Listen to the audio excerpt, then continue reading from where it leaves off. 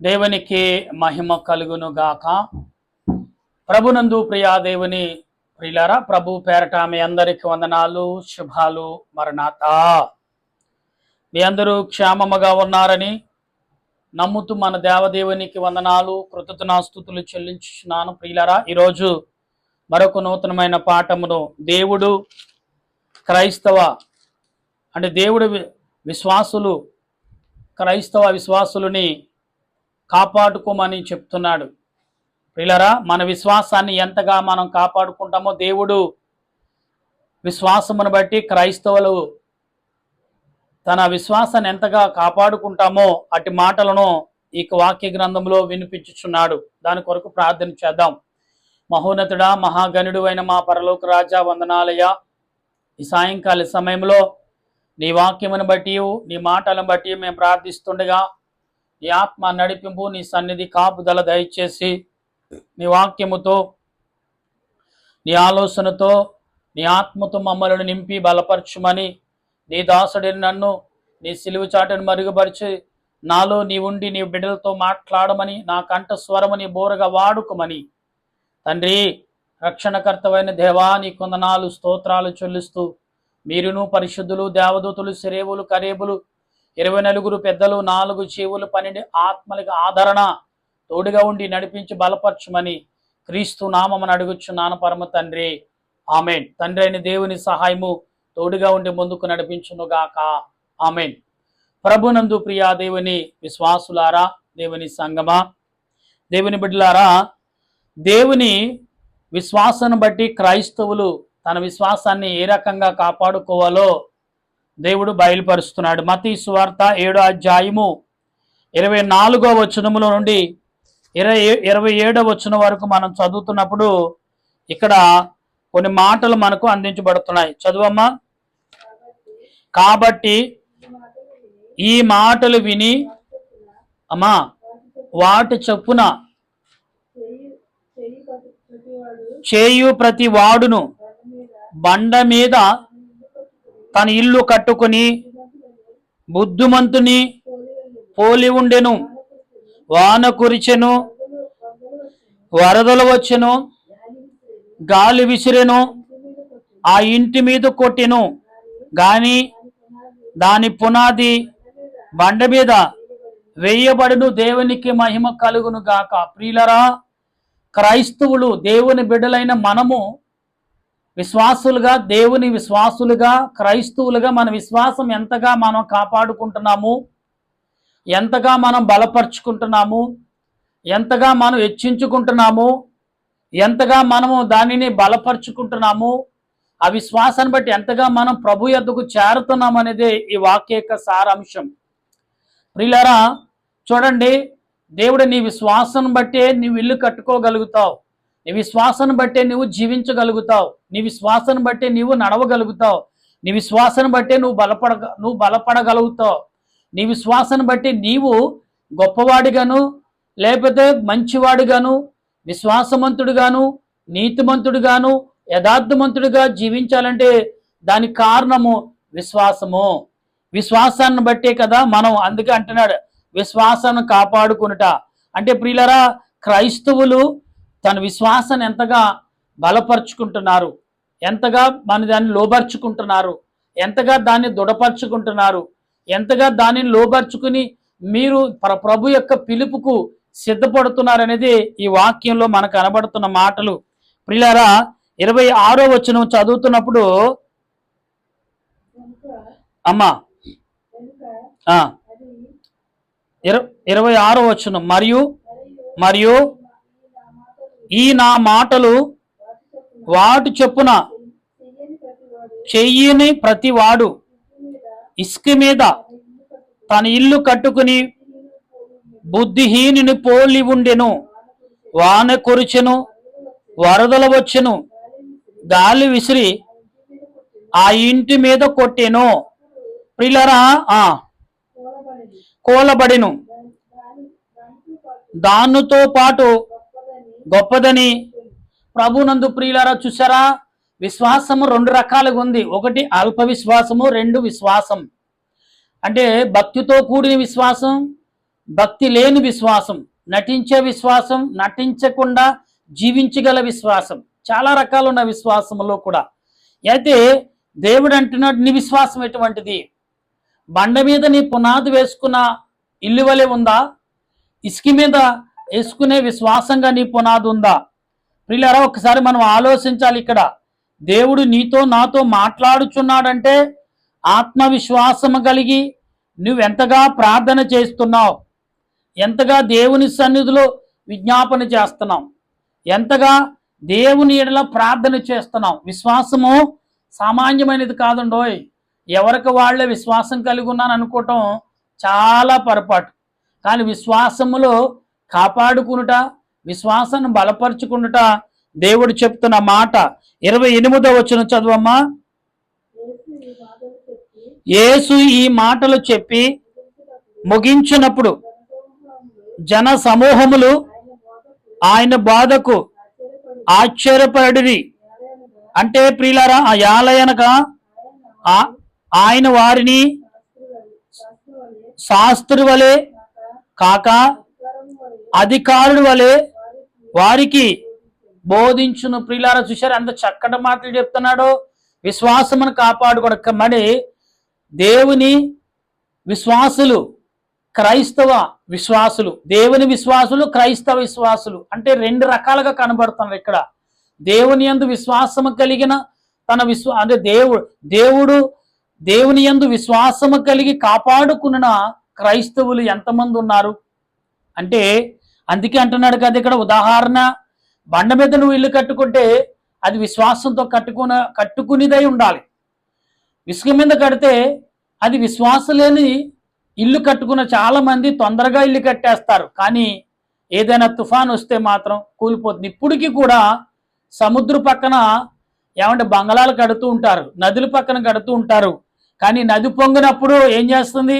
ఆ ఇల్లులు కూడా కొట్టుకుపోతున్నాయి. లక్షల రూపాయలు ఎట్టి కడతారు, కొందరు కోట్ల రూపాయలు ఎట్టి నది పక్కన కట్టుకుంటారు, కానీ ఆ నది తనలో కలిపేసుకుంటుంది ఈ గృహాలని. ఎందుకంటే విశ్వాసముతో లేనివారా, విశ్వాసం ఉన్నవారా? అంటే ప్రకృతిని ఆస్వాదించేవారు కొందరు, కొందరు ప్రకృతిని నాశనం చేసేవారు కొందరు అయి ఉన్నారు. ఇలా చెప్పుకుంటూ ఉంటే ఇక్కడ నీ విశ్వాసాన్ని బట్టి దేవుడు నిన్ను కాపాడబోతున్నాడు అనే మాటను మనం ఇక్కడ ఎరిగి ఉండాలి. ప్రియులరా, దేవుడు అంటున్నాడు, నీ విశ్వాసం ఎంతవరకు ఉంది?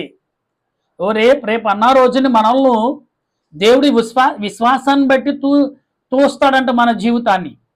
మన విశ్వాసాన్ని బట్టి మన జీవితాన్ని తూకం వేసి అప్పుడు వెలగడతాడంట ఆయన. ఓహో, నువ్వు ఇంతగా ఇన్నాళ్ళు ప్రార్థన చేశావు, ఇంతగా నన్ను స్తుతించావు, ఇంతగా నన్ను గమనించుకున్నావు, నాతో నడవాలనుకున్నావు, నాతో జీవించాలనుకున్నావు, నాతో మాట్లాడాలనుకున్నావు, నా మాటలు వినాలనుకున్నావు, నీ మాటలు నేను వినాలనుకుని నువ్వు ఎదురు చూసావు, కాబట్టి నీ విశ్వాసం బలమైనదని దావీదు అన్నాడు కదా.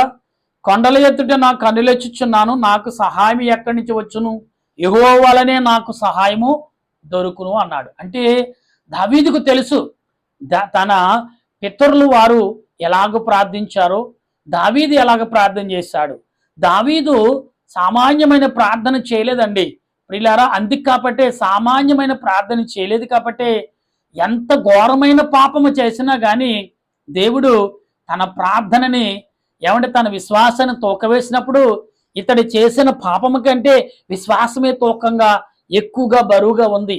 అంటే అతడు చేసిన పాపము కళ్ళు మూసుకు చేశాడండి, లేతే దేవుడు క్షమించాడంటే చేశాడని కాదు, తెలియక చేసిన పాపం ఎక్కువ అంట.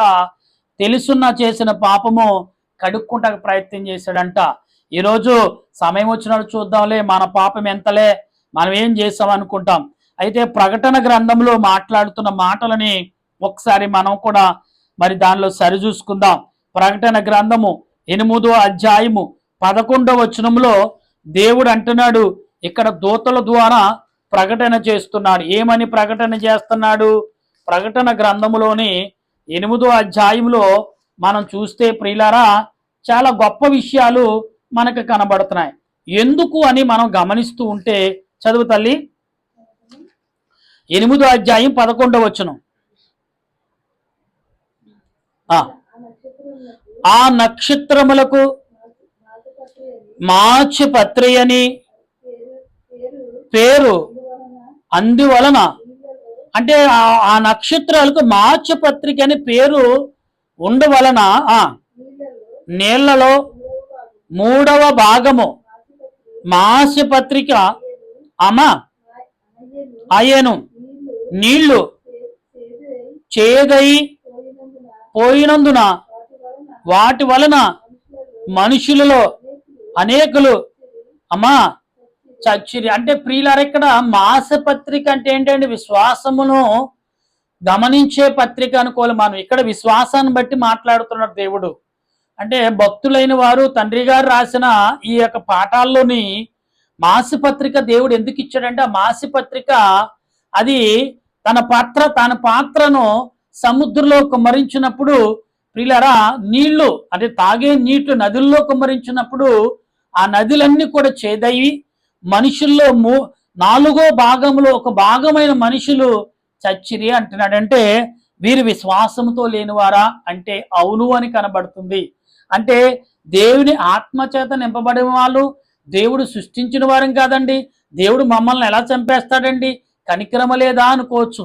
ప్రియులారా చూడండి, ఐగుప్తు ప్రజలు ఇశ్రాయేలు ప్రజల మీద, అంటే వీరు ఏర్పరచబడిన మనుషులు, జనాంగం. ఎవరో ఇశ్రాయేలు ప్రజలు. అంటే దేవుడు వారితో మాట్లాడగలడు, దేవుడు మాటలు వారు అర్థం చేసుకోగలరు, అంత జ్ఞానము కలిగిన వారు.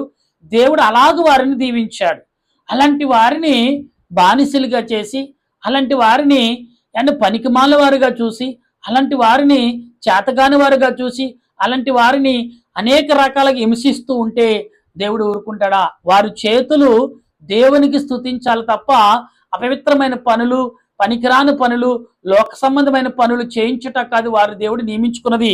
వారి చేతులు గాని, వారి పెదవుల శబ్దము గాని, వారి స్థుతులు గాని, వారి కంఠ స్వరము గాని, వారి దేహము గాని దేవునికే సమర్పించుకున్నాడు ఆయన. ఆయన సమర్పించుకుని ఆయనకి భూమి మీద ప్రతినిధులుగా వారు జీవించవలసిన వారు. అలాంటి వారిని ఐగుప్తు రాజులు పనివారిగా, బానిసలుగా, మహాహీనముగా, మహాదీనులుగా, ఆహారము కొరకే పాకులాడినట్టుగా వారిని చిత్రీకరించారు ఐగుప్తు రాజులు. ఇదంతా దేవుడు చూస్తున్నాడు. సుమారు ఎన్నాళ్ళు పట్టిందంటే 430 సంవత్సరాలు పట్టింది. అంటే ప్రియులారా, ఈ 430 సంవత్సరాలు ఎందుకు పట్టిందంటే దేవుడు అప్పటి నుంచి మొరపెడుతున్నారంట. ఇశ్రాయేలు ప్రజలు కొందరు మాత్రమే మొరపెట్టారు. ఎందుకంటే ఇక్కడ గమనించాలి, ఆనాడు పగలంతానేమో మగవారు గొడ్డులాగా పనిచేసేవారు, ఒళ్ళు అలసిపోయేలా పనిచేసేవారంట. ఐగుప్తు ప్రజలు కొంత మాంసము, కొంత మందు ఇవ్వటం వల్ల, అంటే సారా మజ్జిగ ఇవ్వటం వల్ల అది త్రాగి అది తిని మత్తులై పడుకునేవారంట. స్త్రీలు మాత్రమే ప్రార్థన చేసేవారంట. ఐగుప్తు స్త్రీలు ఎలాంటి వారంటే మహామొండు స్త్రీలు. అందుకే క్రైస్తవుల్లో కుటుంబాల్లో పట్టుదల కలిగి ప్రార్థన చేస్తే దేవుడే దిగి వస్తాడు కదా అనే ఒక విధానము, ఒక రూఢి యొక్క వాక్య గ్రంథాల్లో కూడా మనకు కనబడుతుంది.